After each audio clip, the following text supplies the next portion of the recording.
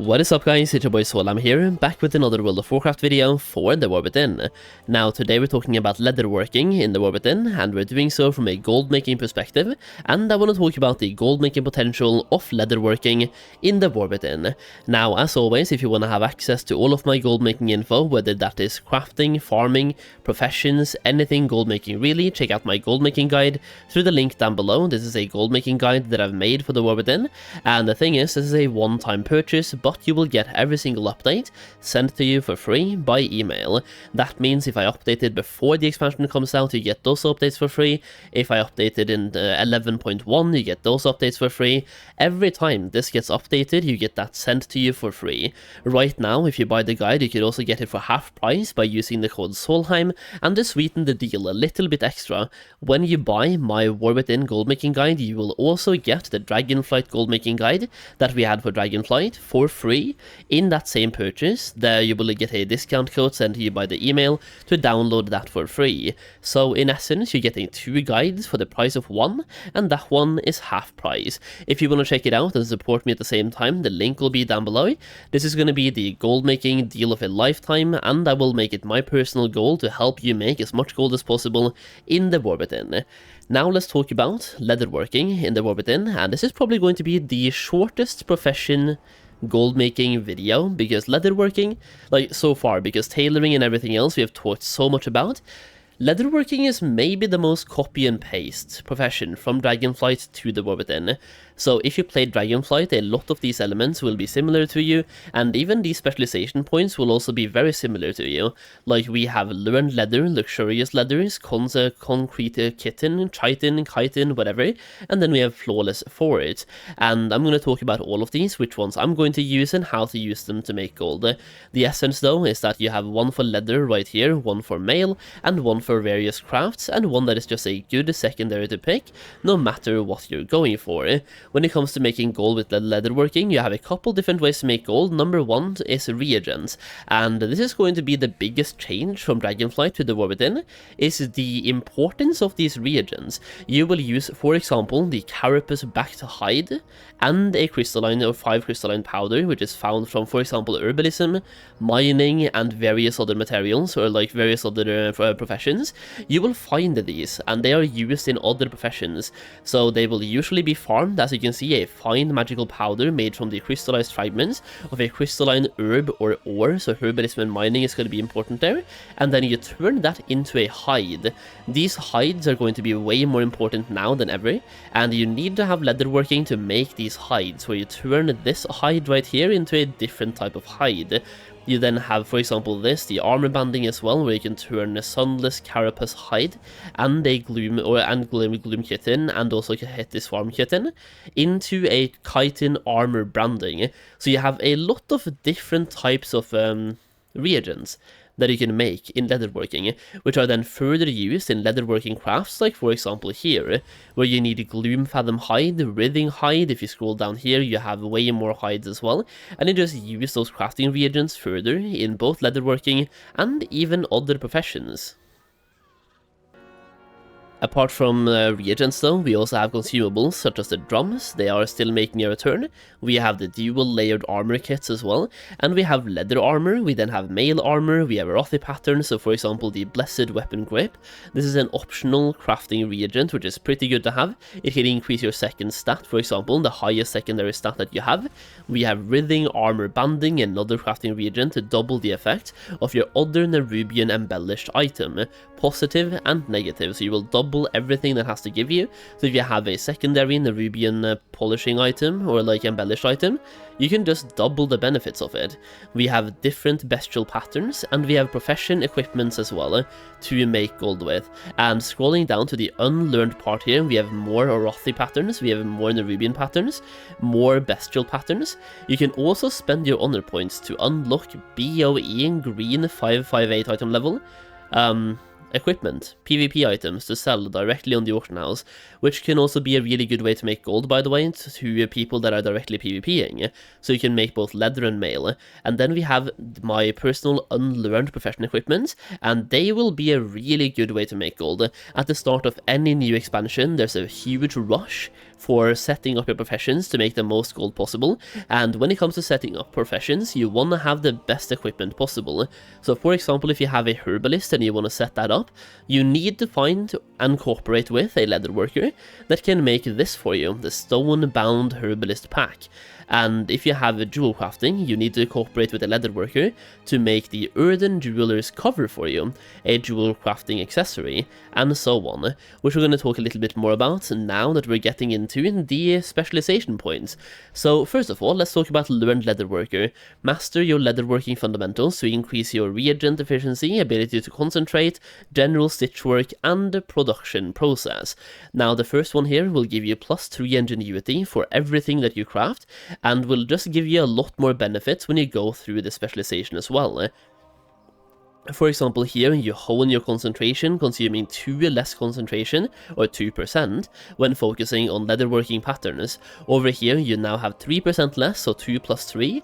Over here you have another 5%, so now we have 10% less concentration spent.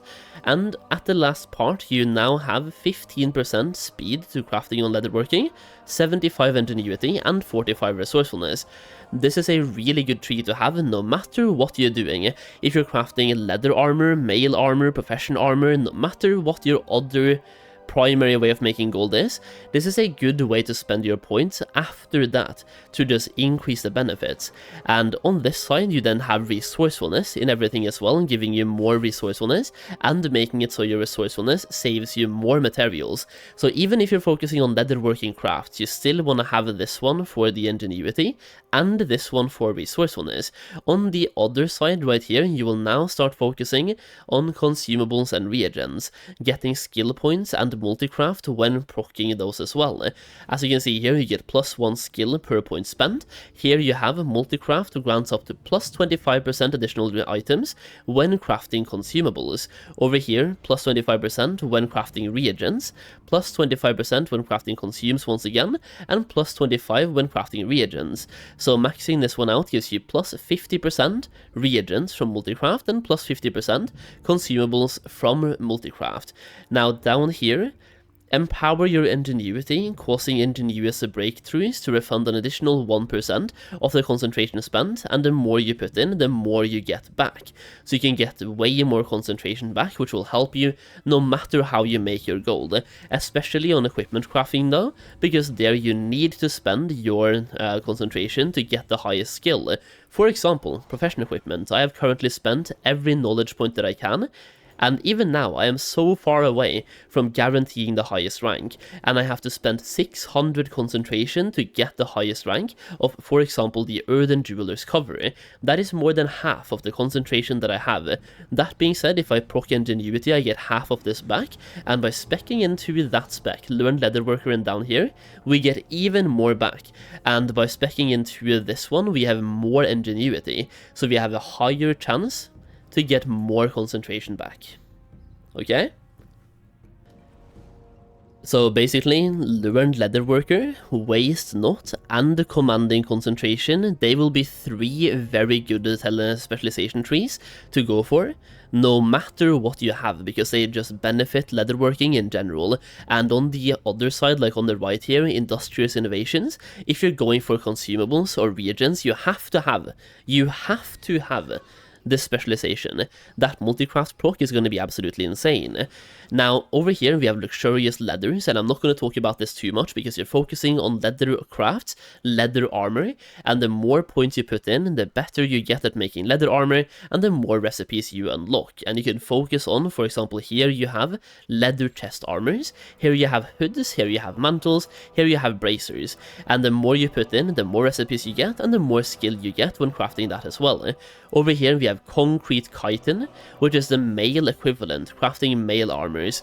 If you play Dragonflight, it is a copy and paste of these 2 knowledge points right here, but once again, if you go for luxurious leathers and you want to make your gold by crafting leather armor in the War Within, you want to get the recipes you want from luxurious leathers, and then go back to learned leatherworker, and put in 90 knowledge points here as well for these benefits, but your main one will still be luxurious leathers. So leatherworking, leather crafting here, mail crafting here, This one is a good secondary to have no matter what, and also for reagent crafting and consumes. And over here we have something called Flawless Fort. Master the techniques of Castle Guard to craft specialty items beyond that of the standard armor. Over here you can, once again, when you go through leather crafting, armor crafting, you can get more recipes here as well, from Arathi armorers, Nerubian nows, beastly bulwarks, and even here for the epic ensembles, you can learn more recipes in different categories. So for example, if I scroll up here, we have an Arathi patterns. This right here is an Arathi pattern, but it's also a male pattern. So this one you can double dip by both speccing into Arathi crafting and male crafting. And down here we have Nerubians, for example. This one is male.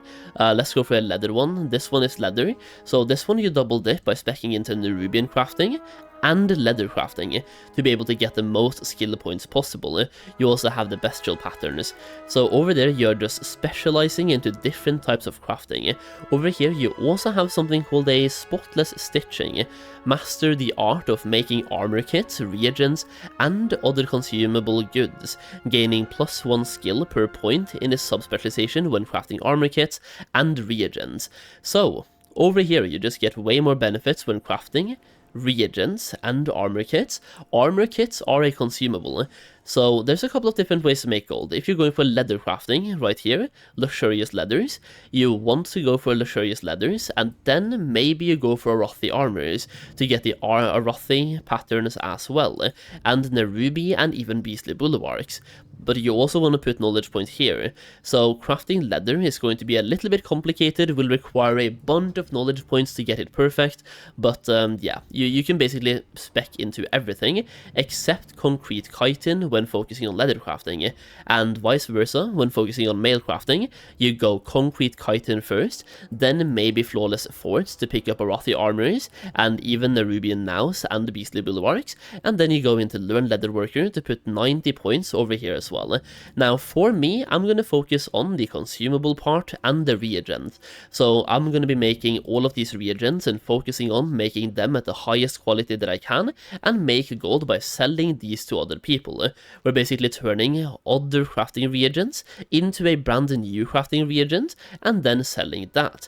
So for me, I'm going to go through flawless forts, this one right here, +1 skill, into spotless stitching, and then max out spotless stitching. This will give me a lot of benefits, as you can see right here. That will be 60 knowledge points. After that we go to learn leatherworker, put 30 points here and 30 points here. So for me that's 120 knowledge points, and now I have pretty much learned everything I need to have to make the best crafting reagents that I can and the best consumables that I can. In this case we are focusing once again on the reagent category and the consumables category, including the armor kits. So we have armor kits as well that we can make in the consumable category. Like for example here, Defender's armor kits and Stormbound armor kits that we can also make at the highest quality that we can. And for me, when it comes to crafting consumables and crafting reagents, I will mostly focus on multi-craft. So I'm going to get myself a leatherworking tool and 2 accessories, and I'm going to get those with multi-craft at the highest quality that I can. So at this point we have highlighted 3 different ways to make gold with leatherworking. Number 1 is focusing on crafting leather armor, number 2 is focusing on crafting mail armor, and number 3 is focusing on crafting reagents and consumables, aka armor kits. Now there's one more way, and that is by crafting profession equipment.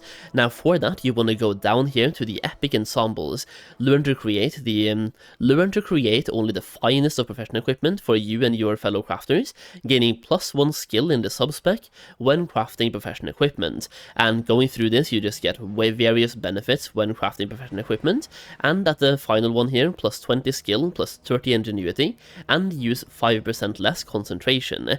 Now, it is worth noting that when it comes to these professional equipments, you will need to get the recipes for them. That being said, many of them are really easy to get, they just will cost you. So for example, going through here, this one you can learn from Lyrendal, a vendor in Dornogal, and it will cost you 150 artisan security. Over here you have the same one, the same vendor, and the same cost as well, so once again, 150 artisan security. This one right here, it's a new vendor, but it's in the City of Threads. That's in Ashkahet, the latest zone you will find, and you just have to unlock the vendor. It goes super fast, and it's even like a renown wide, or not renown, but a warbound wide unlock.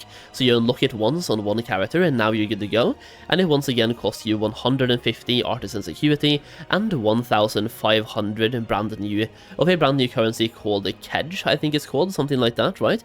And we have Deep Trackers Pack. Once again, this one is the same vendor, Kama, in the City of Threads, same thing. Over here, Lyrendal, 150 acuities. Over here, we have, once again, Lyrendal, 150 acuities. And for this one, City of Threads, Kama, same thing, 1,500 Kedge and 150 acuity.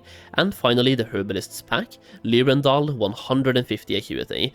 So as you can see, that is a lot of acuities you will need to have. You need to have 1,200 artisans acuity just to learn the recipes, and then you need to have enough acuity to make your own tools as well.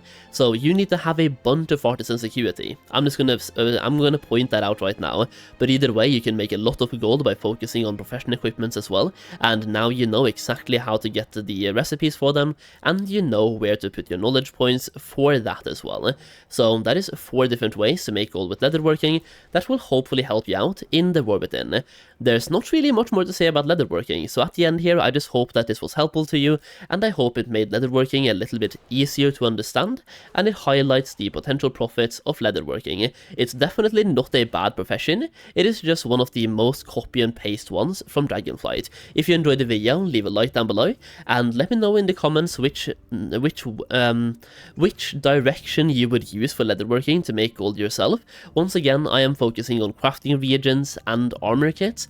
Let me know which specialization you are going for leatherworking, if you are going to go for leatherworking. Either way, thank you for watching, I really do appreciate it, and I will see you again in the next video very soon.